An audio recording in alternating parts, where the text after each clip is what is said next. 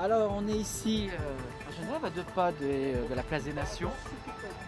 On peut dire que c'est le dernier jour du périple sur Genève, mais Petit Jean va revenir. Oui. Et là on voulait profiter de l'occasion pour discuter et surtout parler de quelqu'un qu'on n'a pas beaucoup parlé, qui a toujours été aux côtés de Petit Jean. Il s'agit de Joe Bordon. Et Rafi, je te laisse en fait l'interviewer pour avoir un petit peu son ressenti sur ces milliers de kilomètres qu'il a accompagnés, ses jours, tous les épisodes qu'il a pu vivre auprès de Petit Jean sur la place des Nations. Ok, donc nous sommes aujourd'hui le vendredi 13, comme par hasard aujourd'hui. Et on profite pour faire donc une petite interview et puis essayer d'avoir ton impression sur ce périple qui a duré depuis le 15 août jusqu'à aujourd'hui. Donc ça va faire dans 2 jours, un mois pile que tout ça a commencé ici sur la place de Genève avec Petit Jean qui est ici à côté de nous.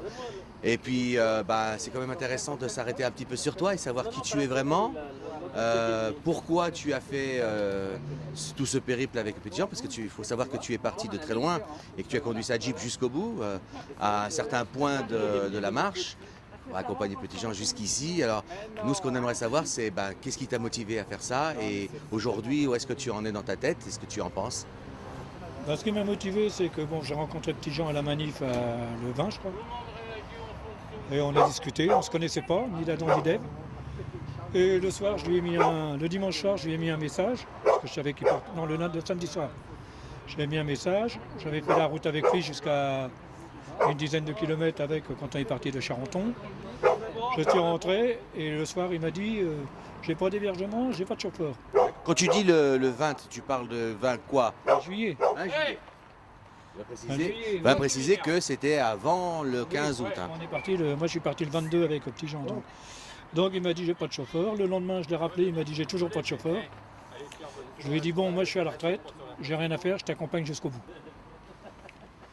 De là, je suis rentré en Normandie chercher 2-3 affaires et je l'ai rejoint après Contrevert. Et depuis, on est ensemble sur l'aventure. D'accord. Petit Jean, et qu'est-ce que tu as à dire à Jo qui t'a accompagné donc depuis le 20 juillet jusqu'à maintenant? Il a été toujours près de toi? Jo, c'est un mec que j'avais déjà un peu repéré sur internet, ses lives. J'aimais bien sa façon de commenter on aurait dit un match de foot. Et sa voix, son intonation, tout ça. Et puis j'ai rencontré un manif, on a sympathisé de ça.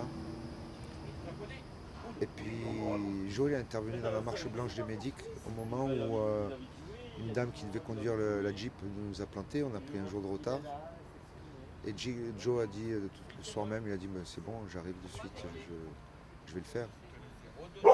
Tu vas le faire, ouais, mais tu vas le faire quoi demain? Et puis après-demain, il me dit non, je t'accompagne jusqu'à Marseille. Et là j'ai fait waouh, c'est sûr. Il me dit pas de souci, je t'accompagne jusqu'à Marseille. On m'a accompagné jusqu'à Genève. Et on descend à Marseille ensemble.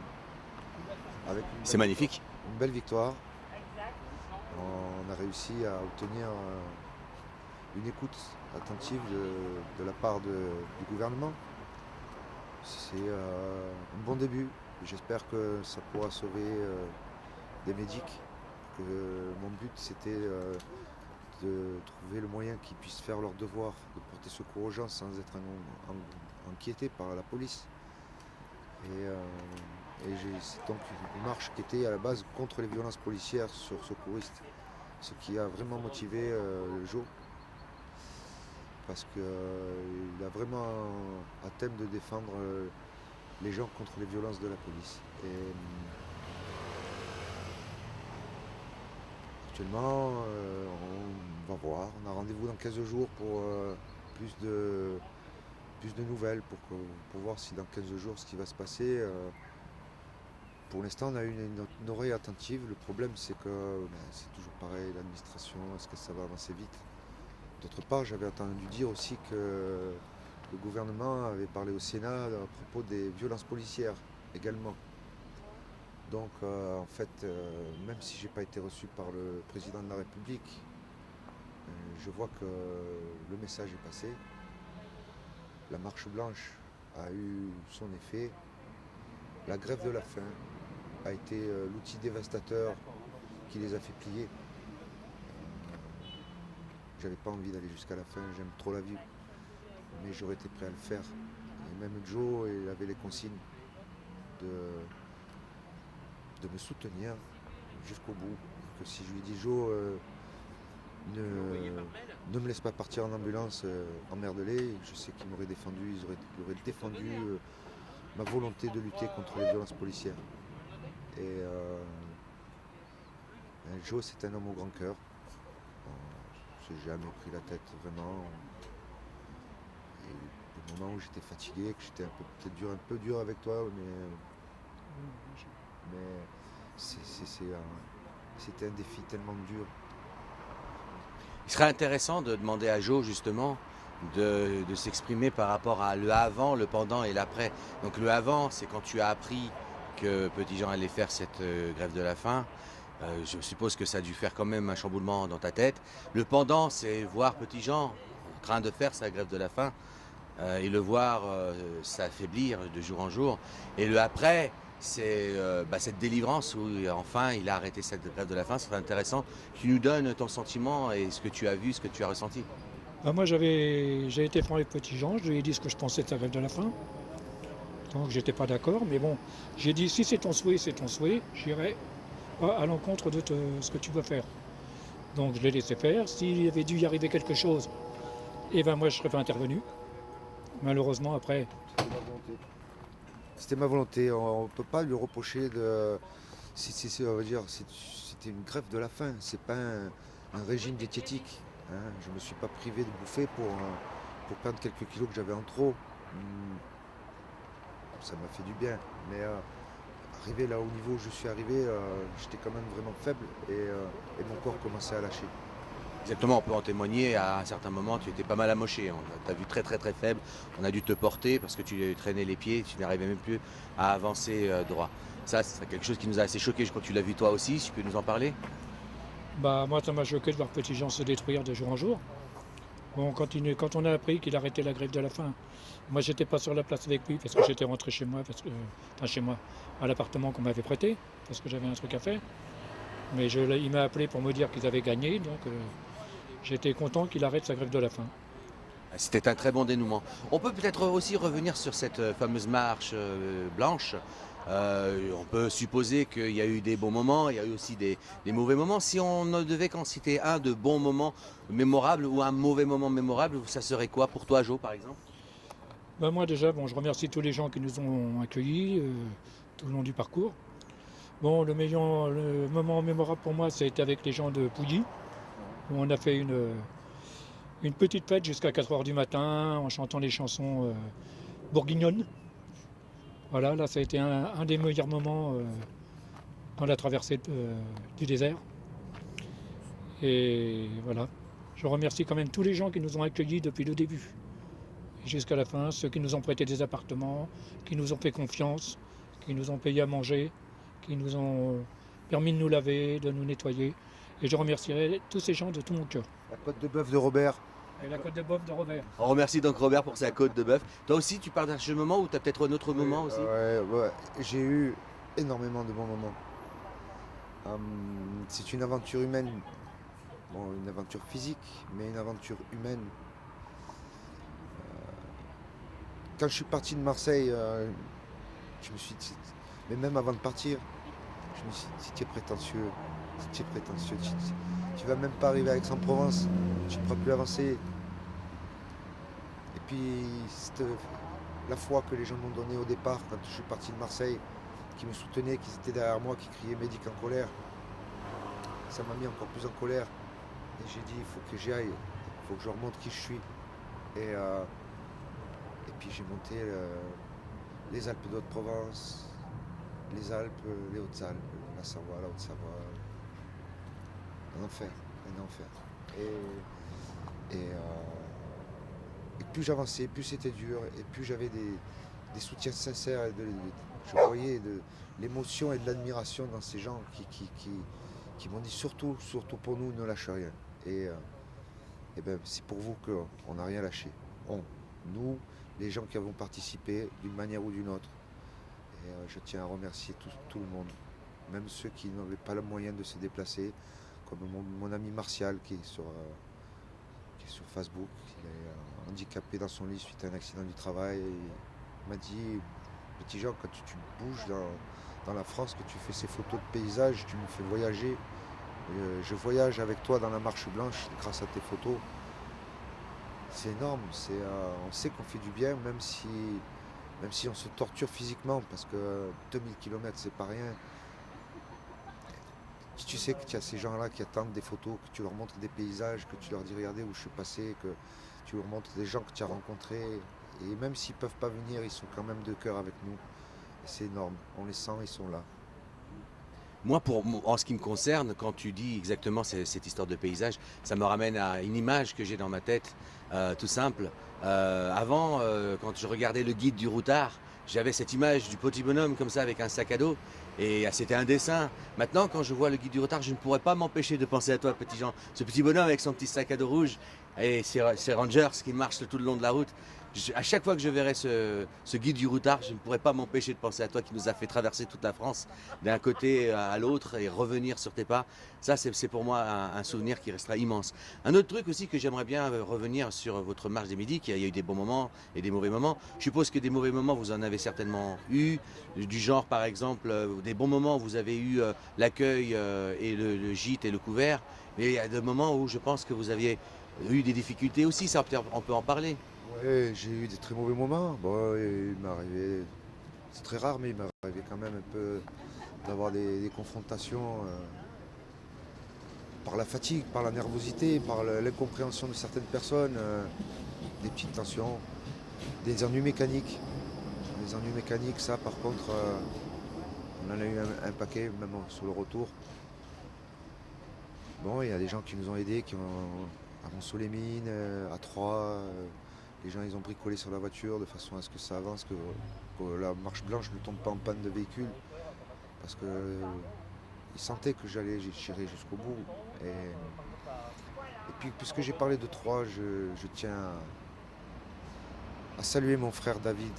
Voilà, pour moi ça a été énorme de venir le voir à pied chez moi, de chez lui. J'ai fait ça avec tout mon cœur. Cette histoire, elle marquera ma vie.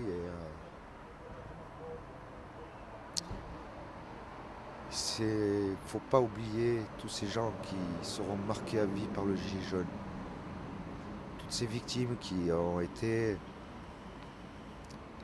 conspuées même par les gens de son village qui disaient ah, c'est bien fait pour ta gueule, tu n'avais qu'à pas aller avec les gilets jaunes. C'est horrible. Et je tiens à apporter mon soutien impondérable à toutes les victimes de violences policières. On est bien d'accord. Donc je parlais de confort et d'inconfort. Vous avez dormi dans la voiture, je suppose aussi dans la Jeep, sous la pluie, dans le froid. Tu as dormi même sur la place des Nations, on peut en parler? Moi une fois, dormi 1 heure, c'était très dur. Moi j'ai dormi dans la Jeep, oui, plusieurs fois. J'ai même marché seul, sans assistance. Et ça c'était à l'aller plutôt, avant de rencontrer Jo, avant d'avoir vraiment une équipe très forte. Et d'ailleurs en parlant d'équipe, il y a une équipe qu'on ne parle pas trop souvent et qui pourtant a eu énormément d'importance. C'est cette équipe qui travaille jour et nuit, qui ont fait un bon boulot pour qu'on ait une page qui soit lisible, que les gens se régalent à regarder, qu'elle soit propre, exempt de spam, exempt de cochonneries ou de choses hors sujet qui auraient pollué cette page. Je tiens à remercier Harold et Eliane d'avoir tenu d'une main de maître cette page. Ils ont eu énormément de travail et la marche blanche des Médics, c'est eux aussi, ces gens de l'ombre qui nous font du bien et qui nous aident. On peut parler donc de ces gens de l'ombre, effectivement, qui ont une énorme importance, qui sans eux, rien n'aurait pu être possible. J'étais entendu parfois parler d'une lavandière officielle. Tu peux nous en parler de ta lavandière officielle? Le lavandière officiel, ah oui, ta femme. Voilà, je tiens à la remercier. Elle me fait des belles tenues, elle me file des fringues repassées. C'est Réparé. réparé, recousu. La fois où tu l'as espionné, tu m'as dit tiens regarde, et j'ai fait ah, putain il est en train de coudre mon gilet. C'était tard dans la nuit. C'était tard dans la nuit, c'était 11h, minuit presque. Ouais. Donc tous ces gens de l'ombre qui m'ont aidé, c'est formidable. Ces gens qui m'ont acheté des fringues, ta femme par exemple, Avec Sylvie. qui m'a acheté Les t-shirts. mes beaux polos que j'adore. Parce que t-shirt j'aimais pas trop, mais les polos j'adore, c'est moi. Quand j'étais jeune je portais déjà des polos, c'est mon style. Moi, je peux parler en son nom. Tout ce qu'elle elle l'a fait avec son cœur. Elle l'a fait vraiment sans arrière-pensée. Elle se devait de faire ça parce que voilà, chacun peut apporter sa pierre à l'édifice. Et pour elle, te rendre service de cette façon, ça a été un immense honneur. Tu vois, elle a été aussi très honorée de t'avoir rencontré le fameux 20 juin sur Bellegarde. Ça a été pour elle aussi une révélation. Je la remercie énormément. Et pour moi, il y a une personne aussi. C'est dur.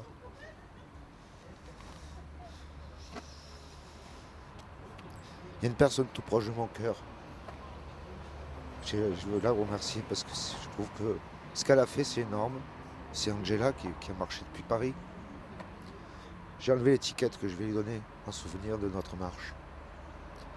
J'ai énormément de... C'est une sœur, quoi. C'est une petite médic, toute simple, qui parle français avec son accent portugais. On a passé des jours à rigoler. Je m'entends bien avec son ami. C'est beaucoup d'émotions pour moi. C'est des gens que j'aime beaucoup. Voilà. Je tiens à remercier Isabelle et Arnaud qui sont venus du Mans, qui ont marché avec moi depuis Bourg-en-Bresse jusqu'à Genève. Isabelle qui s'était fait mal aux pieds tellement, et Angela aussi d'ailleurs, tellement l'épreuve est rude. Arnaud qui a été un lâche-rien, déterminé jusqu'au bout. C'est un mec en or. Et, tous ces gens-là, je passerai des jours et des jours à citer tous ces gens. C'est 2 mois de. C'est 2 mois de marche, c'est 2 mois de. 2 mois de lutte, de revendication, de souffrance. J'ai énormément souffert. Et là, en ce dernier jour de la marche blanche et médique, j'ai beaucoup d'émotions. On le ressent. On va faire un petit peu de pointe d'humour pour essayer de revenir un petit peu dans du positif. On va aussi parler des personnes, on parle des personnes de l'ombre et aussi des personnes assez sombres. Je sais qu'il y a une personne qui est passée avec toi depuis le 15 jusqu'à aujourd'hui, qui a même dormi avec toi, apparemment qui t'a fait chier pendant 23 jours pendant ta grève de la faim. Est-ce que tu veux en parler? Ouais, de toi. Oui. Ben voilà, alors en fait, j'étais en train de marcher, je sortais de Genève et j'ai commencé à en chier, ça montait encore une fois de plus. En fait, j'étais en train d'aller sur la route de Bellegarde. Et puis ce jour-là, en plus, les gens qui m'avaient accompagné avaient des choses à faire et ils n'avaient pas pu avancer jusqu'au bout avec moi. Et à une certaine heure, ils avaient été obligés de partir. Donc j'étais livré à moi-même. Bon, c'était juste une fin de journée, c'était pas méchant, c'était pas si dur que ça. Et puis j'ai galéré pour trouver la route, je me suis perdu, je suis arrivé en traversant les champs, en passant entre les supermarchés et tout. Et puis j'ai vu un petit bonhomme qui arrivait, petit bien rond, petit gros, qui a débarqué avec ma Jeep. Qu'est-ce que c'est ce type-là? Pourquoi il conduit ma Jeep? Un peu énervé. Et puis il m'a demandé de l'aide. Il m'a dit écoute petit Jean, il y a l'acte 42, là, le 31, machin, j'ai besoin de ton aide pour que tu en parles et tout. Est-ce que tu peux t'enregistrer pour faire une interview vite fait, que tu parles de cet acte? Je ne savais pas ce que c'était, j'ai jamais entendu parler. Je dis bon, allez, ouais, si ça rend service pour la cause, je veux bien le faire. Et puis Et puis j'ai continué à marcher tout en. Et puis ce petit bonhomme, là, ce petit gros, il m'a appelé tout le temps. Ah, comment ça va? Tu en es où? Et tout. Alors, et puis moi, à chaque fois, quand j'avais le temps, quand j'avais l'occasion, je parlais de l'organisation dont il faisait partie. Et puis en revenant de Paris, quand je suis arrivé, tu es arrivé, tu m'as accueilli donc une deuxième fois. Et puis tu es resté à côté de moi et tous les jours, presque tous les jours, tu étais là. Ouais. Et jusqu'à très tard le soir. Et c'est une aide très précieuse, surtout quand on met son corps en souffrance et que justement on a ce sentiment de solitude. Et ne pas lutter seul à ces moments-là, c'était dur. C'est vraiment une aide qui vient au bon moment. Parce que quand on a ces sentiments qui se mélangent entre la fatigue, le corps qui réclame et ce manque d'énergie, et tu es là, et puis toi tu veux pas lâcher, tu luttes, tu es en conflit interne. Il y en a un qui te dit stop, arrête, il faut que tu manges. C'est maintenant, tu vas te rendre malade. Et l'autre qui te dit non, tu vas gagner, il faut que tu tiennes, il faut que tu tiennes bon. Au bout d'un moment, ils vont bouger ces chiens. Dans 10 jours, ils vont bouger. Et puis le 10e jour, ils ne bougent toujours pas. T'inquiète pas, vas-y, allez, encore 5 jours. 15e jour, ça bouge toujours pas. 20e jour, ça bouge toujours pas. C'est des chiens, ils vont me laisser crever. Et là, quand il y a ces gens-là qui sont à côté de toi et qui te disent ah, petit Jean, c'est beau ce que tu fais, mais ça me fait de la peine. Mais je comprends ton combat, je te respecte. Et ça fait du bien. Ça montre que, en fait, dans la vie, quand on a la volonté, tout est possible. Et que toutes les bonnes aides, toutes les bonnes zones sont là. Et que, après, c'est énorme, quoi. Je veux dire, quand il y a cette victoire, comme aujourd'hui, avoir été reçu par l'ambassadeur, qui a promis de faire avancer par rapport au Quai d'Orsay, tout ça. On va voir, ça va avancer. Le problème, c'est que avec ces gens-là, ça met du temps. Et que nous, c'est tous les week-ends qu'on a des secouristes qui se font martyriser, qui se font cogner de façon injuste, voler. Et là, il va falloir serrer encore un peu les dents. Petit Jean, il a serré les dents pendant 3 mois. Je demande à mes frères et mes sœurs de serrer encore un mois ou 2 les dents. Et puis je pense que si le groupe, si le mouvement continue comme ça, et les médics et les street médics auront beaucoup plus de facilité à faire leur travail en tant que citoyens secouristes. Et c'est très important d'avoir gagné ce match parce que ça montre qu'on peut faire plier un gouvernement qui se prétend être inflexible et droit dans ses bottes. Et qu'il a beau être droit dans ses bottes, moi je suis droit dans mes Rangers. Je ne l'ai pas rencontré. Ça faisait pas partie de la victoire. C'était le petit bonus qu'on m'a pas donné. Mais c'est pas grave. Je sais qu'il est au courant, je sais qu'il me connaît, je sais qu'il sait qu'est-ce que j'ai fait. Puisque j'ai son porte-parole qui lui rend directement des comptes par le biais du Quai d'Orsay. Il ne peut plus nier quoi que ce soit. Il ne peut plus nier les violences policières sur les secouristes. Donc, moi, si je peux conseiller quelque chose à ce petit homme, c'est quand même de faire attention parce que maintenant qu'il est au courant, s'il y a des choses qui arrivent à des secouristes, il est au courant, il est averti, puisque son gouvernement a réagi. Donc forcément, sa responsabilité personnelle en tant que président de la République est engagée. S'il a un peu de cœur et s'il a surtout un peu de courage, qu'il fasse un appel à la télévision et qu'il reconnaisse les choses, qu'il dise qu'il faut que ça s'arrête. Voilà. C'est le dernier ultime conseil que je lui donne. De se rendre à l'évidence et d'admettre. Voilà. Le repentir, pour ceux qui ont un peu de foi, c'est quand même une certaine vertu. Ça fait du bien aux gens qui se sont repentis. Donc je lui veux quand même son bien. C'est clair. J'ai un peu à toucher quand même par toutes tes intentions.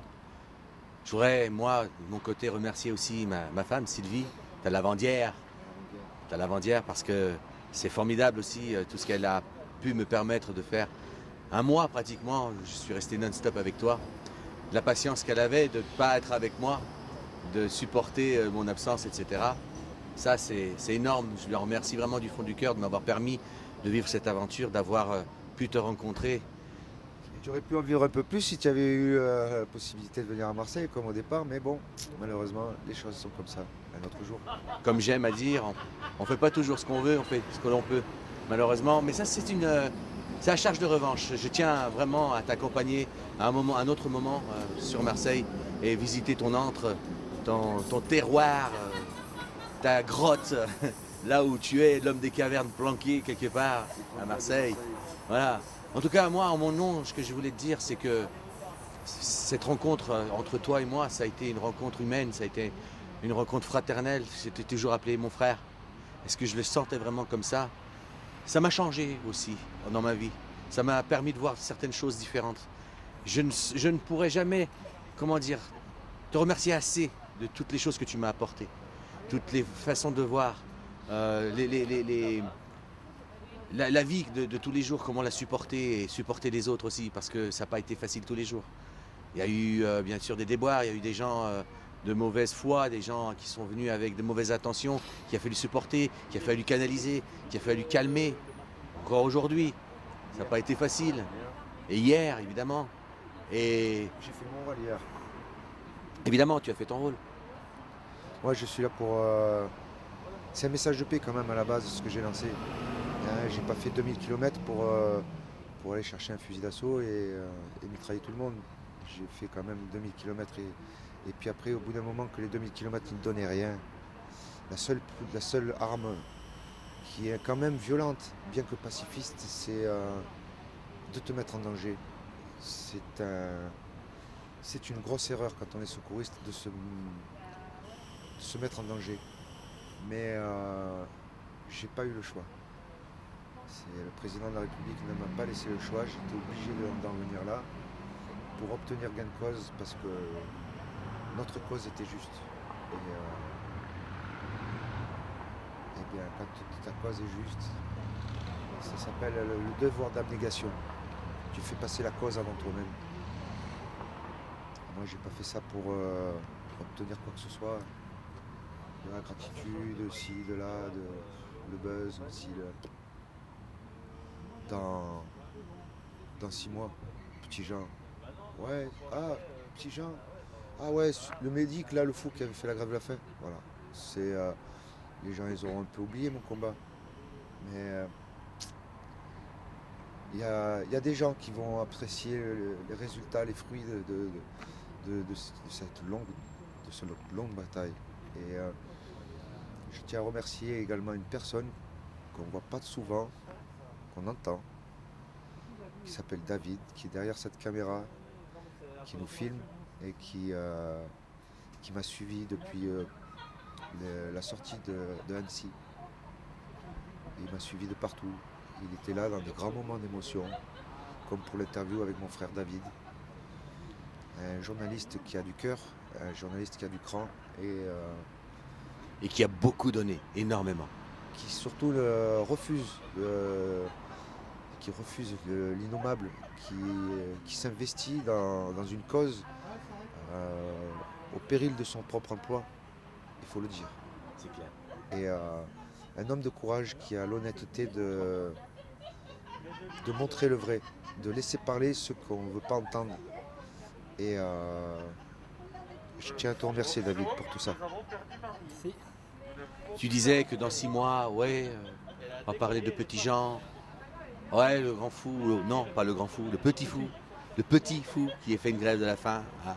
Moi, je peux te dire une chose, en mon cœur personnel, et je pense que je parle aussi pour des milliers de gens, nous ne t'oublierons jamais.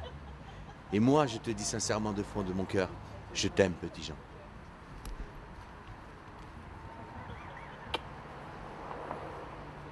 Force et honneur. Mot de la fin. Force et honneur. Et je tiens à remercier tous ces trolls qui nous en ont mis plein la tête.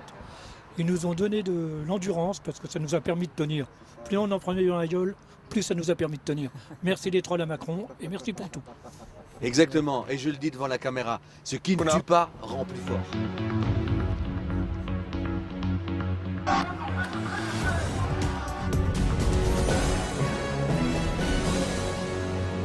Et sur le t-shirt, il y a marqué strict médic, pas agresseur. Arrête s'il te plaît, oui, c'est bon, Bénère. C'est un peu facile ça. Deux bons connards, hein, deux bons petits connards de première. Pardon? À quel moment je vous ai agressé? Ah oui, excuse-moi, attends, C'est pas parce que vous portez l'uniforme que vous pouvez nous insulter. Bah, toi aussi, on te dit la même chose. C'est pas parce que tu portes un uniforme que tu dois ouvrir ta gueule. Des soins compresses, sparadrap, pansements. Putain, mais là, c'est la bonne tout, petite toi. manifestante parfaite. Hein. En plus, ça marche avec ta caméra là. Enlève-toi. Pochette, ouvre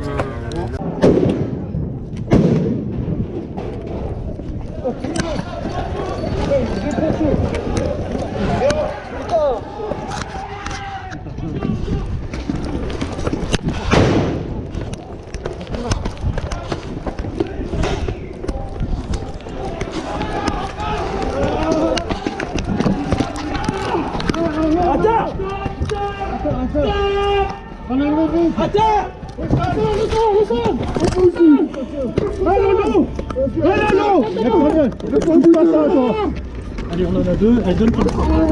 Allez, donne ton bras. Donne ton bras.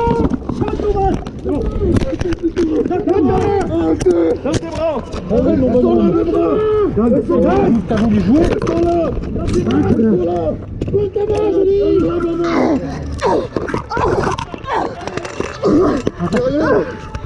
C'est bien, c'est plastique dans ses poches. Voilà. Ça va?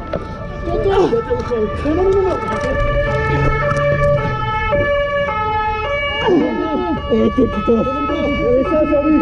C'était sur lui. Elle est là. Elle est pas là. Donne notre main. Je peux pas, elle est là. Donne notre main. Je peux pas, les gars. C'est bon. Putain.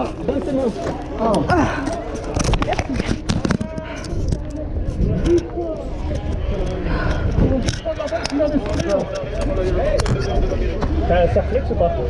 Que j'ai menotté là. Je t'en mets un peu. Attends, c'est pour te décontaminer. Voilà. Ouvre ta gueule. Enlève. Regarde, donne de l'autre côté. C'est bon, on va t'enlever la menotte et te mettre des cerflex. Tu bouges pas hein. Allez-y, j'ai rien fait de mal. Non. Un gentil gaillard. Demoiselle, s'il vous plaît. Et sur le t-shirt, il y a marqué strict médic, pas agresseur. Arrête s'il te plaît, oui, c'est bon, Bénère. C'est un peu facile ça. Je te remets un petit coup de bombe. Pas besoin, Comment tu l'enlèves ton truc Hein? Il y a un clip, c'est tout simple, mais il faut me lever pour ça. Bon ben on va te relever. Voilà, regarde. Allez, où ton clip? Juste au-dessus, regardez au-dessus. Vous voyez? Il y a une petite flèche au-dessus. Au-dessus. Vous voyez? Voilà, c'est ça. Voilà. Là, et vous ouvrez la trappe tout simplement. Par l'arrière, ça s'ouvre. Voyez. Hein, tes clés de bagnole, je les ai dans ta poche. Ça c'est quoi ça? C'est une batterie. Un mousqueton à l'eau. Il faut qu'il y ait là-dedans. Des soins compresses, sparadrap, pansements. Putain, mais là, c'est la bonne tout, petite toi. manifestante parfaite. Hein. En plus ça marche avec ta caméra là. Enlève-toi.